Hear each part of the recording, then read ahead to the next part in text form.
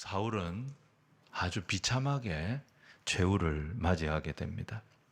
길보아 산에서 블레셋과 최후 전투를 벌였고 이스라엘 군대는 이 전투에서 참패를 당하게 됩니다. 그리고 사울과 사울의 세 아들 요나단, 아비나답, 말기수와 모두 이 전쟁에서 전사하게 됩니다. 사울의 집안을 보면 마치 엘리의 집안과 같이 그렇게 불행하게 이 집안의 최후의 모습이 정리가 되는 것을 보게 되지요.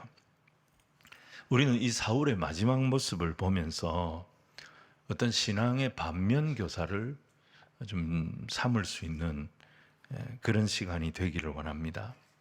아울러서 이 세상을 과연 믿음으로 산다는 것이 과연 어떤 삶을 말하는 것인가, 이것을 우리가 오늘 말씀을 통해 함께 살피게 되기를 소원합니다. 오늘 첫 번째로 생각할 것이 뭐냐면 이스라엘의 영원한 가시 블레셋입니다. 블레셋은 이스라엘과 사울 왕에게 정말 가시와 같은 존재였습니다. 정말 골치 아프고 고통스럽고, 이것만 없으면, 이 블레셋만 없으면 너무 행복하고 좋을 것 같은데 하나님께서 이 가시를 딱 붙여주신 거예요. 그래서 이스라엘 백성들 사울 왕이 늘 고통당하도록 하신 거예요. 왜 하나님 이렇게 하셨을까? 주변의 대적자는 다 사라지고 전부 다 내 편만 있는 거, 그게 좋을 것 같지만 그게 복이 아닙니다. 여러분, 이런 말이 있습니다. 우리의 삶에는 기도로 나를 돕는 사람이 있고 나를 기도하도록 만드는 사람이 있다는 것입니다. 기도로 나를 돕는 사람은 다 내 편이겠죠. 나를 위하는 사람이겠죠. 근데 또 어떤 사람이 있느냐? 나를 기도하도록 만드는 사람이 내 옆에 있다는 거예요. 이 사람이 바로 육체의 가시일 수 있습니다. 근데 이게 필요 없느냐? 필요 없는 게 아니에요. 그 육체의 가시 같은 사람, 나를 기도하게 만드는 그 사람 때문에 하나님 앞에 내가 더 엎드릴 수밖에 없고, 하나님 앞에 더 기도할 수밖에 없고, 하나님을 의지할 수밖에 없어서 우리가 어떤 사람이 된다면, 기도의 능력을 아는 사람이 된다면, 하나님 아버지의 마음을 아는 사람이 된다면 이 가시가 뭐예요? 축복의 통로가 된다는 것입니다. 오늘 본문 1절과 2절 말씀을 우리 같이 한번 읽겠습니다. 시작.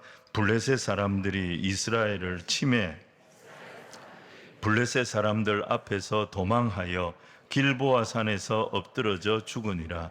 블레셋 사람들이 사울과 그의 아들들을 추격하여 사울의 아들 요나단과 아비나답과 말기수아를 죽이니라. 블레셋이라고 하는 가시가 지금 또 이스라엘을 공격하고 사울을 공격한 거예요. 근데 이번에는 전면전이에요. 너무너무 강력한 공격이었어요. 정신없이 당합니다. 이스라엘과 사울이 계속 옮기면서 마지막 전쟁이 어디서 벌어지느냐? 길보아 산에서 벌어집니다. 근데 이 강력한 가시가 갑자기 생긴 걸까요? 그렇지 않습니다. 블레셋은 사울의 통치 기간 내내 계속해서 이스라엘의 가시 노릇을 해왔습니다. 이 가시를 사울은 끼고 통치를 한 거예요. 근데 이 가시를 만난 사울이 가시를 통해서 무엇을 경험하고 어떤 하나님의 사람이 되었어야 했을까요? 사도 바울이 고백했던 것처럼 나를 자만하지 못하게 하시려고, 내 능력이 약한 데서 온전하여진다는 것을 깨닫게 하시려고 하나님이 이 가시를 주셨다. 이것을 생각하면서 사울도 어떻게 했어야 됐을까요? 하나님의 능력을 더 의지하고 하나님의 도우심을 더 의지하고 더 엎드리고 더 기도하는 왕이 되었어야 했던 것입니다. 근데 사울은 그걸 못했습니다. 하나님께서 때로 우리에게 가시와 같은 존재를 붙여주실 때가 있습니다. 그 가시 때문에 우리가 겸손할 수밖에 없고 그 가시 때문에 우리가 자세를 낮출 수밖에 없을 때, 그 가시 때문에 우리가 우리의 약함을 인정할 수밖에 없고, 그 가시 때문에 하나님을 더 의지할 수밖에 없게 되어졌을 때, 우리가 나를 겸손하게 낮추고 하나님을 더 의지하면 여러분 어떤 방식으로든지 하나님의 도우심을 경험하는 역사가 일어날 줄로 믿습니다. 역전이 일어날 줄로 믿습니다. 우리의 영적인 깊은 깨달음을 얻도록 인도하여 주실 줄로 믿습니다.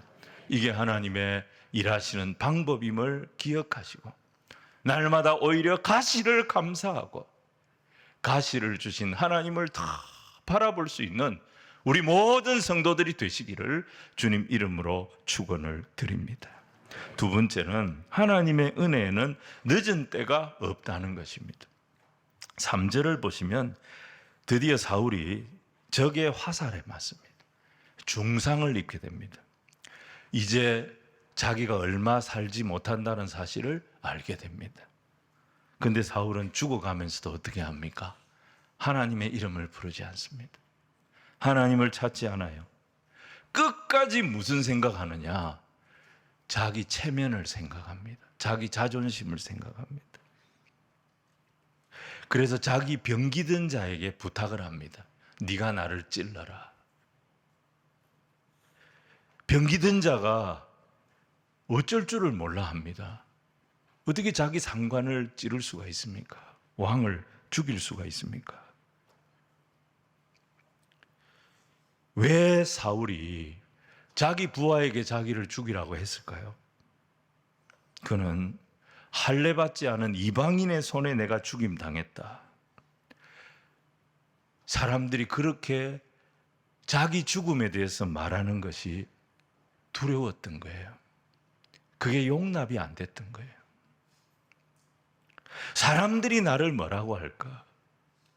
사람들이 내 인생을 어떻게 평가할까? 사람들이 나를 좋다고 할까? 나쁘다고 할까?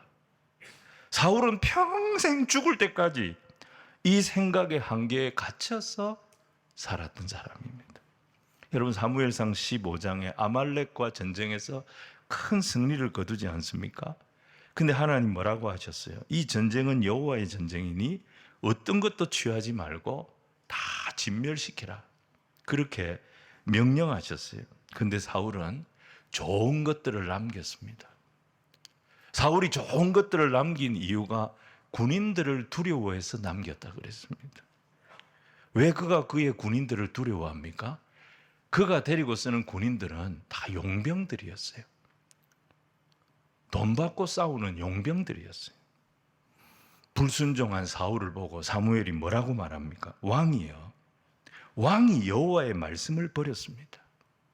하나님을 의지하지 아니하고 사람 의지했습니다.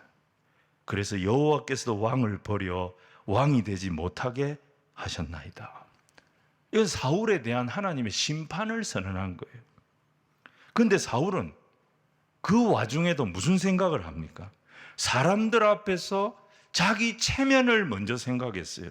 그래서 사무엘에게 부탁을 합니다. 사무엘상 15장 30절 이렇게 돼 있어요. 사울이 이르되 내가 범죄하였을지라도 이제 청하옵나니 내 백성의 장로들 앞과 이스라엘 앞에서 나를 높이사 나와 함께 들어가서 내가 당신의 하나님 여호와께 경배하게 하소서 하더라. 백성들 앞에 왕으로서 내 채통을 지켜달라. 이걸 부탁한 거예요. 하나님 앞에서 내가 어떤 존재로 평가되느냐 그것보다 사람들이 나를 어떻게 볼 거냐 여기에 더 민감했던 사람이 사울이었던 거죠. 그는 마지막까지 자기 체면, 자기 자존심 이것만 생각했지 여호와 하나님께 돌아오는 결단이 없었던 것입니다. 여러분, 하나님은요, 우리가 좀 불편하게 보일지 모르지만 우리를 하나님의 은혜의 밧줄로 묶어두셨습니다. 그 은혜 중에 하나만 제대로 묶여 있어도 우리가 사는 거예요. 예배만 제대로 드려도 사는 거예요. 기도의 끈만 제대로 붙잡고 있어도 무너지지 않는 거예요. 여러분, 지금 내가 봉사하고 섬기는 그 자리가 피곤하고 힘들지라도 그 자리가 하나님께서 나를 은혜로 묶는 자리임을 기억하시기를 바랍니다. 그거 놓아버리면 자유로울 것 같죠? 은혜가 풀려버리는 거예요. 사람이 망할 때 보면 은혜가 풀려버려요. 예배가 사라집니다. 기도가 사라집니다. 감사가 사라집니다. 헌신이 사라집니다. 공동체를 떠나려고 합니다. 이게 은혜의 끈이 풀리는 거예요. 여러 개를 묶어두셨는데 하나씩 하나씩 자기가 풀어버리는 거예요. 그리고 세상 염려 쫓아가는 거예요. 세상 불평 쫓아가는 거예요. 재물의 유혹 끌려가는 거예요. 여러분, 하나님이 우리에게 주신 은혜 중에 한 가지라도 제대로 묶여 있기를 바랍니다. 그러면 사는 거예요. 하나님의 은혜는 절대 늦은 은혜가 없어요. 이제 늦었구나, 미안하다, 이제 끝났다, 이런 때가 없다는 거예요. 예배를 붙드십시오. 기도 붙드십시오. 은혜의 끈에 자꾸 나를 묶으십시오.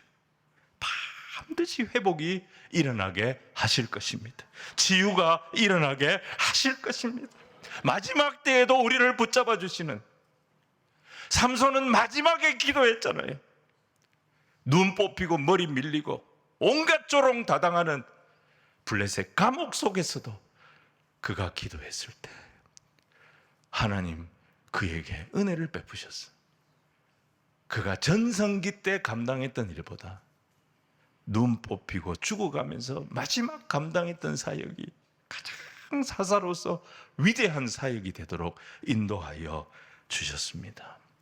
하나님의 은혜, 나를 살리는 은혜, 은혜의 끈 하나만 제대로 붙잡고 있어도 하나님 우리를 놓지 아니하시는 분임을 기억하시고 그 하나님 앞에 묶여있는 기쁨을 아는 우리 모두가 되기를 주님 이름으로 축원을 드립니다.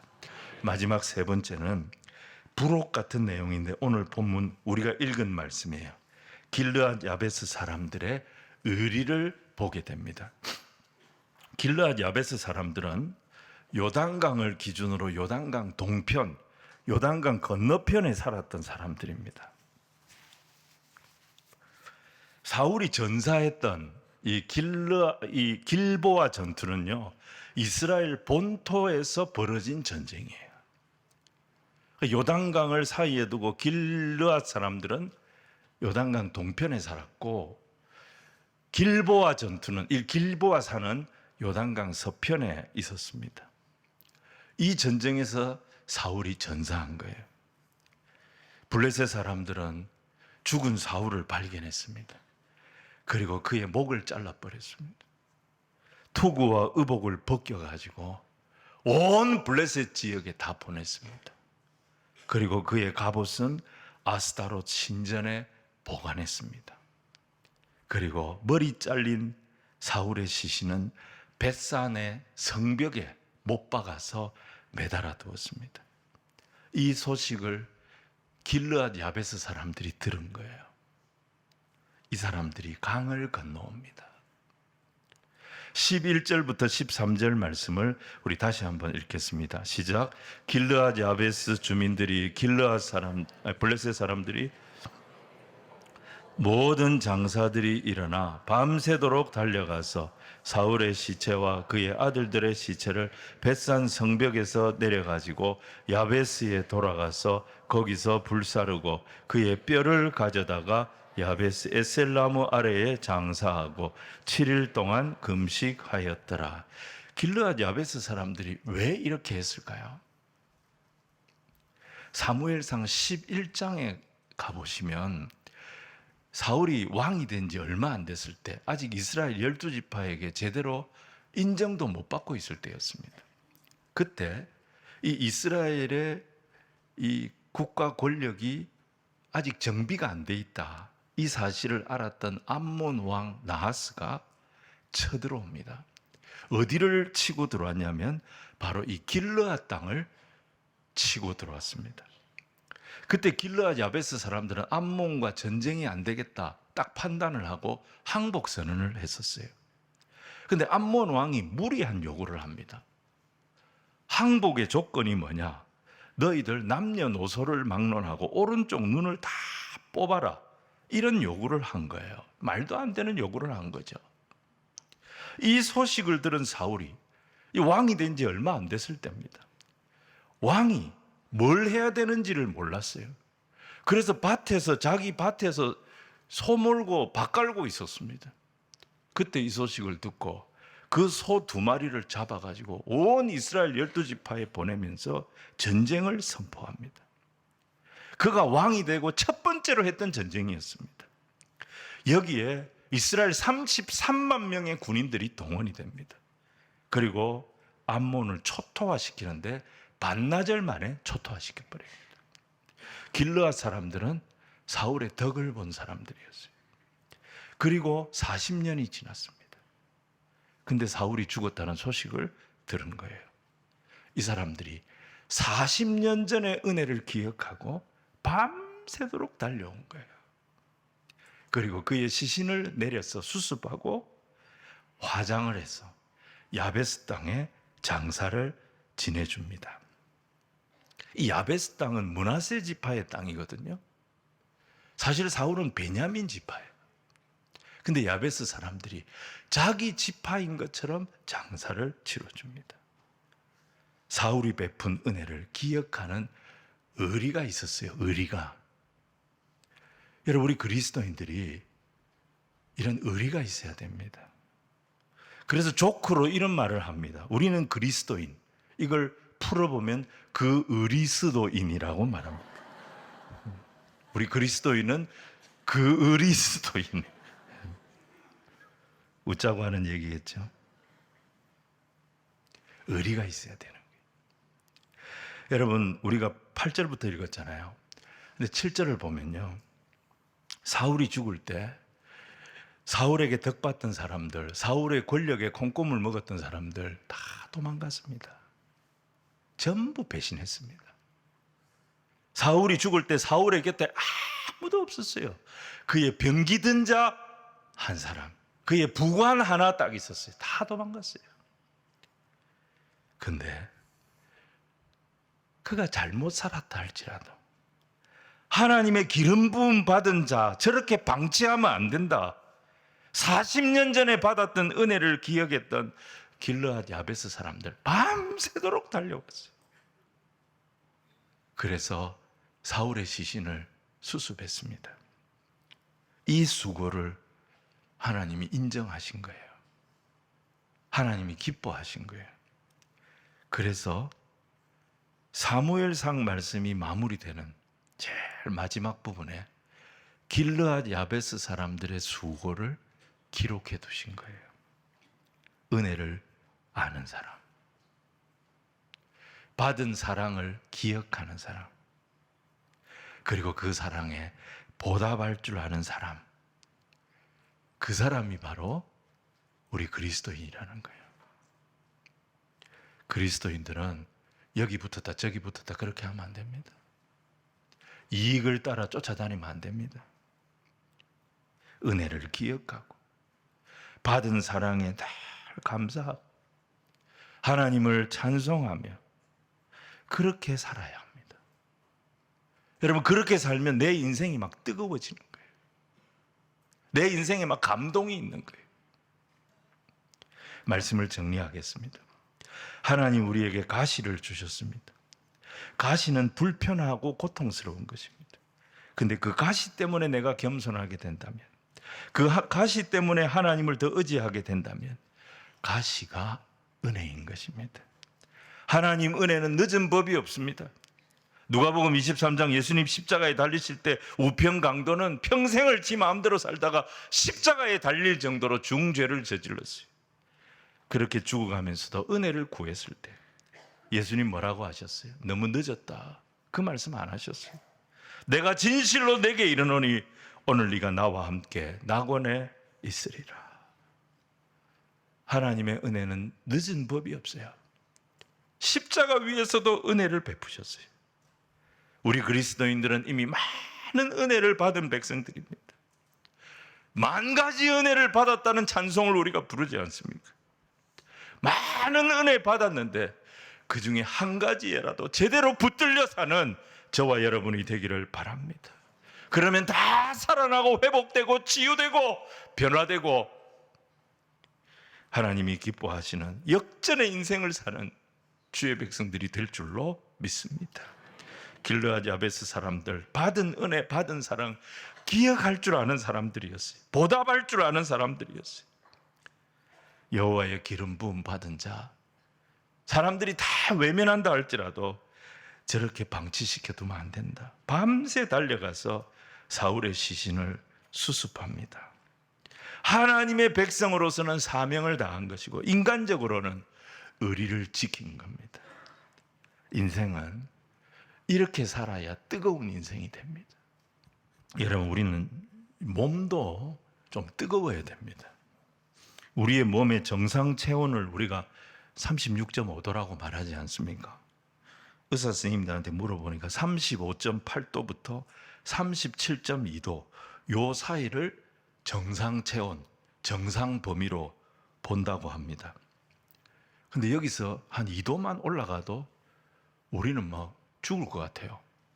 2도만 떨어져도 난리가 납니다. 여러분, 체온이 35도로 딱 떨어지면요, 그 이하로 떨어지면 우리 몸의 암세포가 활성화가 됩니다. 그러니까 몸이 차가워지는 게 좋은 게 아닌 거예요. 암세포는 저온에서 힘을 발휘합니다. 암세포는 고온에 취약합니다. 그래서 한여름에도 가능하면 따뜻한 물을 마시기 바랍니다. 오늘 설교의 결론이 이건 아닌데 따뜻한 물을 마시기 바랍니다.